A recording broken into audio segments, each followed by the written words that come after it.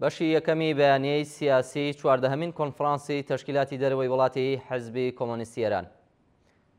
سیستمی سەرمایەداری جیهانی، گۆڕەپانی دژوازی چینایەتی و کۆمەڵێک ململانێ و کەم و کوڕیەکانی ترە، بەڵام سەرەڕایەوەش ئەم سیستما قۆناغێکی ڕابوورە لە مێژووی مرۆڤایەتی. بەڵام ئەوەی کە دەسەڵاتداران و بەکرێگیرانی ئەم سیستەمە دەیانەوێت مرۆڤایەتی باوەڕی پێ بکات پێچەوانەی ئەم واقعەیە. ئەوان مەبەستیانەوەیە کە ئەو سیستمە کۆمەڵایەتی ئێستا وەک دوا قۆناغی گەشەسەندنی مێژوو و هەروەها باشترین سیستمی بەردەست کە دەتوانێت زۆرتری خۆشگۆزەرانی و ئازادی بۆ زۆربەی هەر زۆری ئەندامانی کۆمەڵگای مرۆڤایەتی دابین کات نیشان بدەن. هەرچەندە تەنانەت لایەنگرانی سیستمی سەرمایەداریش خۆیان ناتوانن نکۆڵی لە کۆمەڵێک لایانی زیان بەخشی ئەم سیستمە بکەن لە کاتێکدا توانایی ئەم سیستمە بۆ پێکهێنانی چاکسازی لە ناوخۆیدا ڕۆژ لە دوای ڕۆژ سنووردارتر دەبێت، بەڵام بەردەوام جەخت لەسەر دڵخوازبوونی دەکەنەوە و داوا لە خەڵکی ناڕازی دەکەن کە ملکەتی ئەو سیستەمە بن. ئەوە لە کاتێکدایە کە ژیانی ڕۆژانەی مرۆڤ لەم سەردەمەدا زیانێکی زۆری بەرکەوتووە، زیانێک کە لەژێر دەسەڵاتی ئەم سیستمەدا ئاسۆیەک بۆ قەرەبووکردنەوەیان بەدی ناکرێت. واقعیە دەوەیە کە جیهانی ئێمە لەژێر هەژمونی سیستەمی سەرمایەداریدا ڕوبەڕووی مەترسی زۆر جددی بووتەوە. هەر ئێستا بەڕادەی چوار هێندەی لە ناوبردنی تەواوەتی ژیان لەسەر گۆی زەوی، چەک و چۆڵی ئەتۆمی و کۆمەڵکوژ لە جبەخانەی وڵاتە جۆرا و جۆرەکاندا کۆگا کراوە. ژینگە بە شێوەیەکی سیستماتیک و بێباکانە لەناو دەچێت. بەڵام ئەمە هەموو داستانەکە نییە. لە دنیایەکدا کە لە ئەنجامی کاری داهێنەرانەی مرۆڤدا نوقمی سامان و نیعمەت بووە، هێشتا سەدان ملیۆن کەس شەوانە بە برسێتی سەردەنێنەوە. سەدان ملیۆن کەس شوێنی حەوانەوەیان نییە. سەدان ملیۆن کەس لە گۆشە و کەناری ئەم جیهانە ئاوارە و دەربەدەر بوو. سەدان ملیۆن کەس تووشی زیانە کۆمەڵایەتی ئازاربەخشەکان بوون. هێشتاش شەڕەوێرانکەرەکان گیان و ژیانی ملیۆنان کەس لە ناو دەبن و بەرهەمی ڕەنج و کاری مرۆڤەکان وێران دەکەن.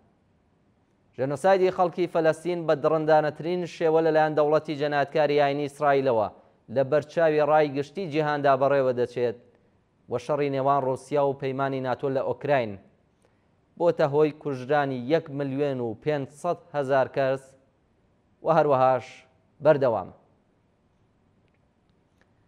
پەیوەندیەکانی سیستمی سەرمایەداری نەک هەر بە هۆکاری بیر و باوەڕ و ئەخلاق و بەهاکان، بەڵکو بە هۆکارگەلێکی تەواو بابەتی و مادی بووەتە هەڕەشەیەکی جددی بۆ سەر مرۆڤایەتی و وەک قۆناغێکی مێژوو بە ناچاری لە ناوخۆیدا تۆوی لە ناوچوونی خۆی پەروەردە کردووە. هەر ئەم ڕاستیە پێویستی تێپەڕبوون لێی کردووە بە بابەتێکی موبکین بەپەلا و حەتمی. هاوکات لەگەڵم پێشاتە کۆمەڵایەتیانە، تەقینەوەی زانیاری، پەرەسەندنی تۆڕە کۆمەڵایەتیەکان، تەکنۆلۆژیای نوێی وەک زیرەکی دەستکرد و ڕۆبۆتیک لەگەڵەوەی ژیانی ئەمڕۆی مرۆڤیان هەنگاوێکی گەورە بەرەو پێش بردووە. لە هەمان کاتیشدا ئەگەر هەروە لە دەستی سیستەمی سەرمایەداریدا بمێنێتەوە دەتوانن لە ئایندێکی نزیکدا کار و پیشەی ملیۆنان کەس بخەنە مەترسیەوە و هەروەها نایەکسانی هەرچی زیاتر لە جیهاندا پەرە پێ بدەن. دوای ڕووخانی یەکێتی سۆڤیەت و کۆتایی هاتنی شەڕی سارد ئەمریکا وەک سەرکەوتووی سەرەکی ڕایگەیاند کە نەزمێکی نوێی جیهانی دەست پێ کردووە. بەڵام هەر زۆر زوو ئەم ئیدعایە لەگەڵ قەیرانی جۆرا و جۆری ئابووری و کۆمەڵایەتی بەرەوڕووبووەوە. قەیرانی ئابووری پێکاتەیی، پەتاکوشەندەکەی کۆڤید-19، قەیرانە ژینگەیی و شەڕەوێرانکەرەکان هەموویان ئاماژەن بۆ ناکارامەیی و قەیران سازی ئەم سیستەمە جیهانیە. ئەم قەیرانانە دەریان خستووە کە گلۆبالیزمی سەرمایەداری نەک هەر توانای چارەسەرکردنی کێشە بنەڕاتیەکانی مرۆڤایەتی نییە، بەڵکو کە لێنە چینایەتیەکانی قوڵتر کردوێتەوە و فەرهەنگەکانی وەک ڕەگەزپەرستی و ژنکوژی و فاشیزمی بەهێزتر کردووە. لەم هەلومەرجەدا سەرهەڵدانی گروپە بنواژە و خوازەکان و پەرەسەندنی مەترسی شەڕ جیهانی بەرەو ڕووی مەترسیەکی جددی کردوێتەوە.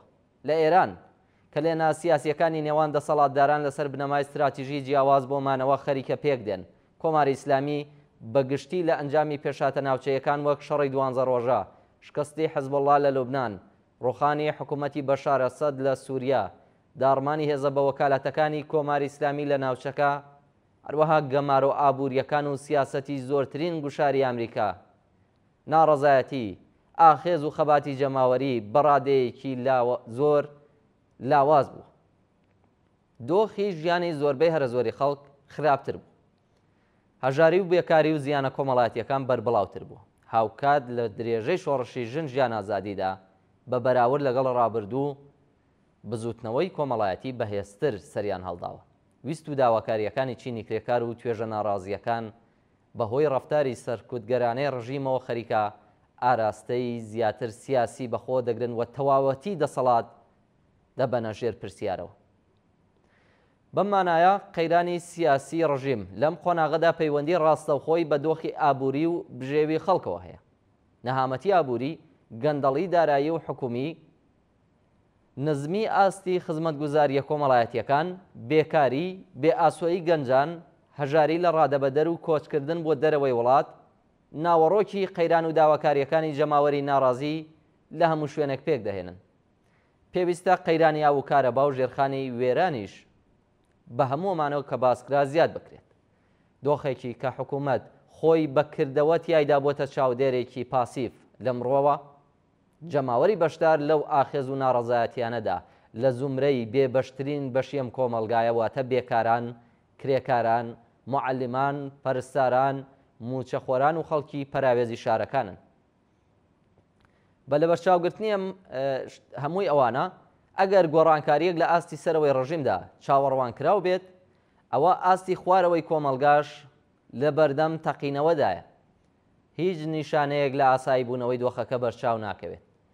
تایبەتمەندی ئێستای کۆمەلگای ئێران بوونی بزوتنەوە کۆمەڵایەتیەکانە، بزوتنەوەی کرێکاری، بزوتنەوەی شۆڕژگێڕانەی کوردستان، معەلیمان، قوتابیان، دادخوازان، پەرستاران، خانەنشینان، بزوتنەوەی ئازادی خوازی و بزوتنەوەی ژنان. لەوە هەلومەرجێکدا 14هەمین کۆنفرانسی تەشکیلاتی دەرەوەی وڵاتی حزبی کۆمۆنیستی ئێران هاوتەریب لەگەڵ ئامانج و استراتیژ و سیاسەتەکانی حزبی کۆمۆنیستی ئێران چەند ئەولەویەتێک دەخاتە دەستوری کاری خۆیەوە کە لە بەشی دووەم و کۆتایی ئەم بەیانیەدا ڕیزی ئەو ئەولەویەتانە پێشکەشتان دەکرێت.